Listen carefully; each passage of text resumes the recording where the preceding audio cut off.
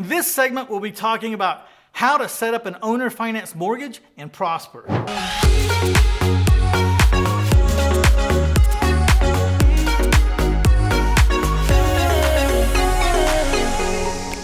Hi, my name is Mitch Stephen, and I've purchased a house about every 4 to 5 days in or about my hometown of San Antonio, Texas for 2.5 decades. So I'm going to bring some of my experience to the table here and see if I can't help you learn how to prosper in the owner finance department right now. In this segment, we're going to learn, what does my paperwork need to look like? Is there any federal guidelines I need to adhere to? Are there any state guidelines? Do I need a lawyer to help me through this process? We're going to get to that right now. Okay, first and foremost, I want to let you know, I am not a licensed attorney. I'm not a licensed CPA. I am not giving legal advice or financial advice. I am simply giving you my opinion of how I've gone about this business for the last 2.5 decades, for better or for worse. Remember, always seek professional legal counsel and financial counsels whenever you're dealing in these arenas. So what will my paperwork look like? It depends a lot on what state you're in and what the laws are in your state. Are you in a judicial state or a non-judicial state? Now this is, for example, if you're from a judicial state, then your foreclosure process is much lengthier and very much more suspect. It could take a long time, and we really don't know how judges are going to rule, or juries. If it's a non-judicial state, then it's pretty cut and dried. You send the notices, they either catch up or they don't, and then there's an auction held on a certain day of the month. So if you're in a judicial foreclosure, you might have to find different ways to do paperwork that suit you better. Now, I'm in the state of Texas. We're a non-judicial foreclosure, which means we just have to send out notices in certain timely fashion, and then everything gets resolved for the most part.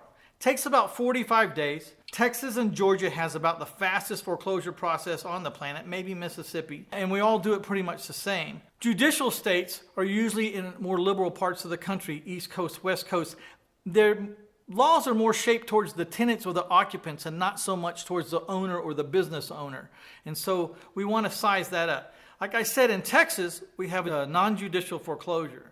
So we use a mortgage and a deed of trust, and we put the deed into the buyer's name, and we just have a lien on the property for the balance that they owe us. And if they do not pay us, then we foreclose on that property. We go through our foreclosure process to move the deed out of their name and back into our name because we didn't get paid. That's how we do it in Texas. That's how you do it in Georgia. It's probably how you do it in Mississippi. But again, talk with your attorneys to see how you would do it. There's lots of other choices, and we're going to get to that in just 1 minute.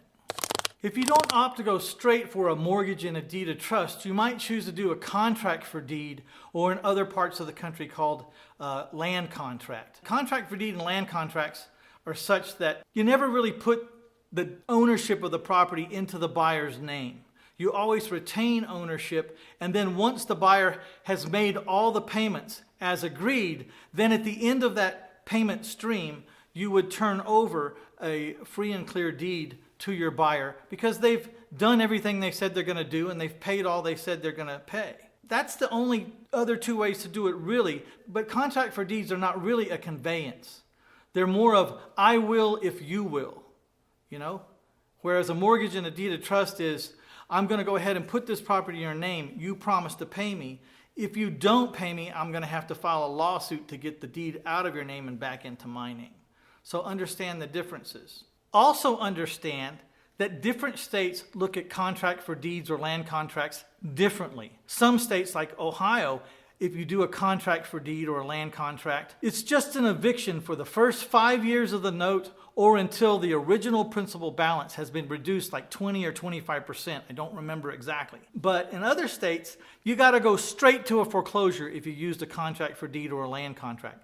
That's why it's important to know your state and federal guidelines and tailor it to fit what you're trying to accomplish and find the easiest, best route for your business and for you. We could talk about lease options, but that's not really a conveyance at all, and it's not a promise to sell, although it could accomplish the same thing as a land contract. I will do something if you'll do something first. A lease option is like, we'll lease you this property for a certain amount of time until you get a new loan to cash me out, or until you come up with an additional down payment, or until you've proven that you can make 12 months on time.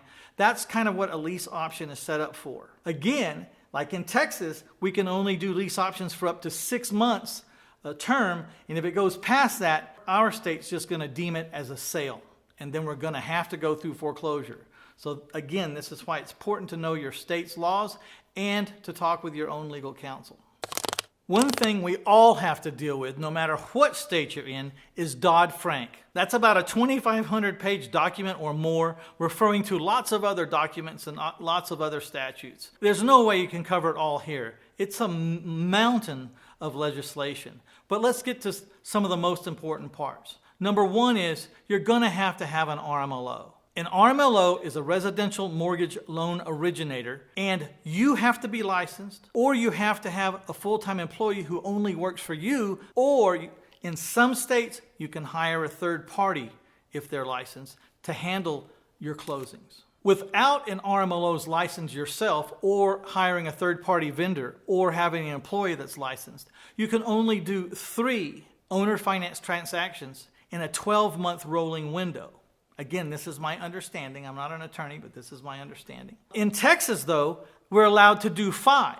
And now I'm asking myself, how does state override federal guidelines? And I met with the head of the commission that is over seller financing in Texas, and what she told me was that the statute says if your state doesn't address the de minimis, then the de minimis will be 3, and that's the federal statement. Texas did address the de minimis, and they said it would be 5. So in Texas, we're allowed to have 5 seller finance transactions without having to have an RMLO's license. We still have to present the paperwork, the disclaimers, the cooling off periods, and everything that needs to be presented with the license still has to be presented without the license. So here's the catch. Just because you don't have a license and you're not doing over 5 doesn't mean you can mess up the paperwork trail or the process. You're going to be held accountable whether you have the license or not. And that's why I always say, if you're going to get in this business for any length of time, why don't we just start by hiring an RMLO's licensee, or getting an RMLO, or having an employee that has an RMLO's license. Let's just get it right from the beginning. So I'm really on a roll with this, how to set up a seller finance mortgage. So I'm going to continue in the next segment, part 2.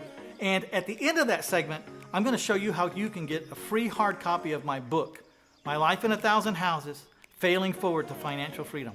Thanks for staying with me. Now we're ready to go to part 2 of how to set up an owner-financed mortgage.